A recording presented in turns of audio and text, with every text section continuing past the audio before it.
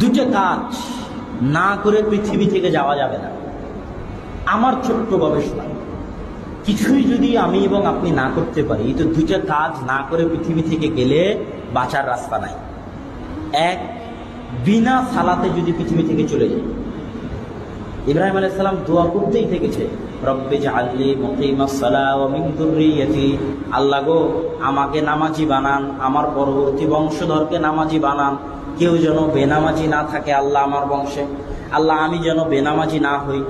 মানে বেনামাজি হয়ে দুনিয়া থেকে যাওয়া যাবে না। কথা বুঝতে পারেননি?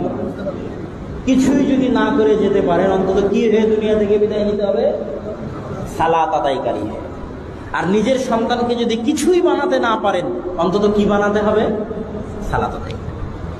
এটাই সবচেয়ে বড় সফলতা। খুব গভীরভাবে ভেবে দেখবেন, একজন সালাত আদায়কারী যে 5 ওয়াক্ত সালাত আদায় করে, ও সবচেয়ে সফল। আর আরেকটা জিনিস না করে যাওয়া যাবে না, সেটা যে কোরআন না শিখে। এটা কল্পনায় আনা যাবে না যে আপনি কোরআন পড়া জানেন না আর আপনি দুনিয়া থেকে চলে গেছেন। আপনার কোরআন পড়ার ভাগ্য হয়নি আর আপনি দুনিয়া থেকে চলে গেছেন। এটা যেন না হয়। আল্লাহর ওয়াস্তে দোয়াই লাগে, বিনা সালাতে বিনা কোরআনে আল্লাহ সুবহানাহু ওয়া তাআলা যেন আমাদের পৃথিবী থেকে না উঠায়। আল্লাহুম্মা আমিন বলেন।